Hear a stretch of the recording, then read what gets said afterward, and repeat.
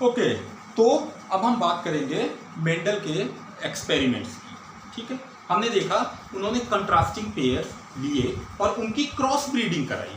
Cross breeding means कि suppose उन्होंने एक टॉल प्लांट लिया, pure breed of tall plant, okay, और इसका जो एलील बना वो कुछ ऐसा बना टी टी, और इसको क्रॉस कराया उन्होंने ड्वार्फ प्लांट के साथ। उन्होंने इसको क्रॉस कराया ड्वार्फ प्लांट के साथ। तो जब ये क्रॉस हुए तो क्या बन के आया?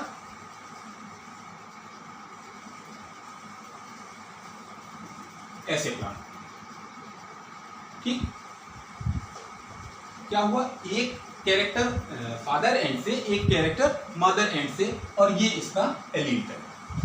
ठीक है, मगर small T capital T, capital T यानी टॉलनेस जो है, मेंडल साहब ने देखा कि ऐसे क्रॉस ब्रीडिंग कराने पे जो प्लांट बनेगा वो टॉल ही होगा। मतलब टॉलनेस जो है वो डोमिनेंट कैरेक्टर है और ड्वार्फनेस जो है वो रिसेसिव कैरेक्टर है। ठीक, तो एक टर्म यहां पे क्लियर हुआ, क्या? डोमिनेंट। ये जो कैरेक्टर था टॉलनेस, ये डोमिनेंट कैरेक्टर था, और ये जो कैरेक्टर आया ये रिसेसिव हुआ, मतलब ये दब गया। अब इसका जो जीन तैयार हुआ, इसकी जो एलील बनी, इसके एलील में ये दोनों चीजें हैं, है ना। अब इन दोनों को अगर हम ऐसे बनाए, ये यहां से आगे बढ़े तो क्या आया? ठीक, अब फिर उसके बाद इसकी क्रॉस ब्रीडिंग करें तो यहां पे आगे कैरेक्टर कौन से पास होने की चांसेस बने? पहला यहां से टी उठाया, यहां से टी उठाया तो बन गया टी टी, फिर ये वाला टी इस वाले टी के साथ ऐसे करते हैं।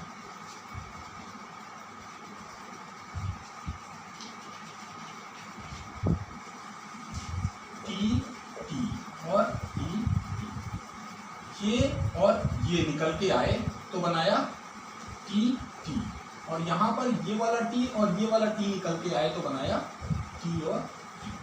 ये F1 जेनरेशन पहली पीढ़ी में। ये अगर पेरेंट जेनरेशन है, ये अगर पेरेंट जेनरेशन है तो F1 में ये वाला कैरेक्टर निकल गया। ठीक, अब वापस जब हमने इसकी क्रॉस ब्रीडिंग कराई, इन दोनों की ब्रीडिंग कराई, तब क्या पॉसिबिलिटीज बनते हैं? ये वाला टी, ये वाला टी क्या बन के आ गया? दो कैपिटल टी बने, फिर ये वाला टी और ये वाला टी ऐसे बन के आया।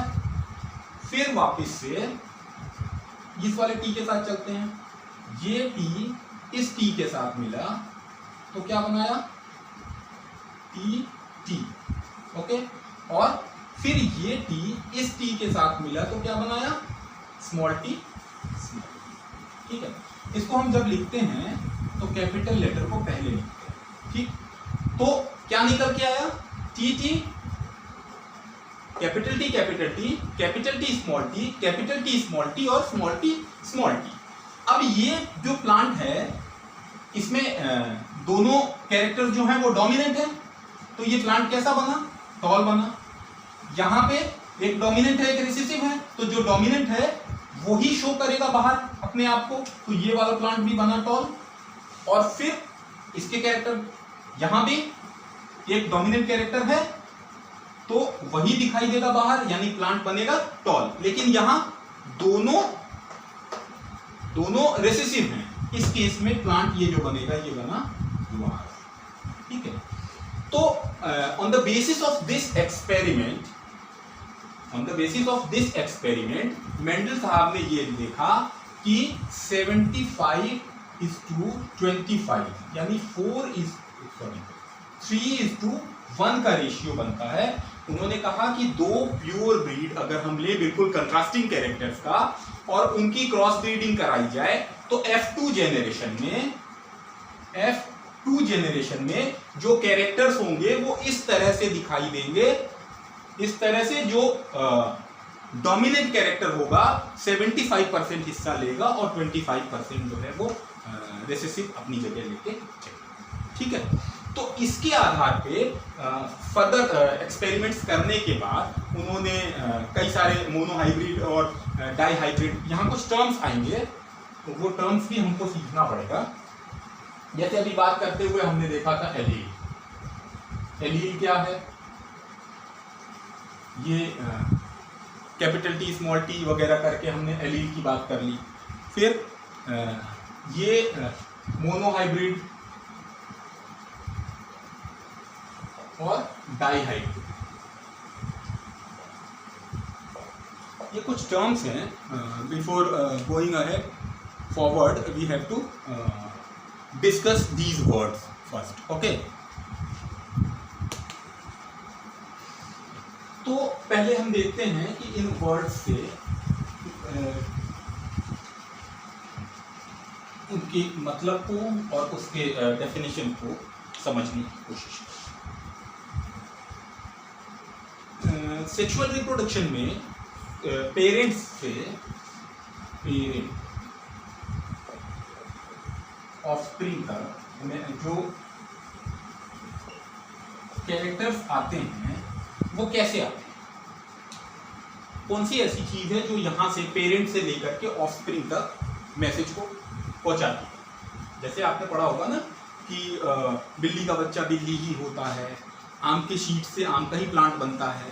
तो ये जो इंफॉर्मेशन है कि वो शीट जो है वो मैंगो का है और उससे मैंगो ट्री ही बनना है ना, very much similar like the parent. तो ये कैसे होता है? ये जेनेटिक मटेरियल्स जो हैं वो इसको लेके आता है ना। यहाँ ये सारी जानकारियां आती हैं थ्रू जीन ना। हमारी जीन में ये है कि हमारा जो फिनोटाइप होगा वो ऐसा है ना। तो अब ये क्या होता है? ये क्या होता है? सेल्स पढ़ते समय हमने देखा था कि सेल का जो न्यूक्लियस है उसके अंदर जेनेटिक मटेरियल ना कुछ इस तरीके से क्रोमोसोम्स थ्रेड की तरह से फैला है ना।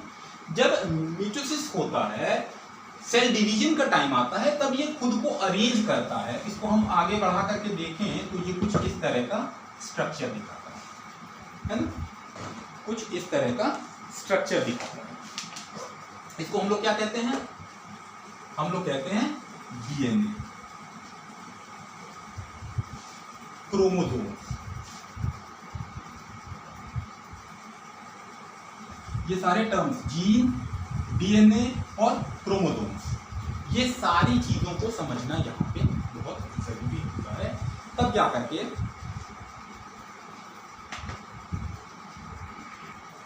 ठीक है, तो इनको जानने के बाद ही हम आगे बढ़े। ये कैसे होता है, कैसे इंफॉर्मेशन नीचे ऊपर से नीचे तक ट्रांसफर होते हैं, इसके बारे में हम डिस्कस करेंगे।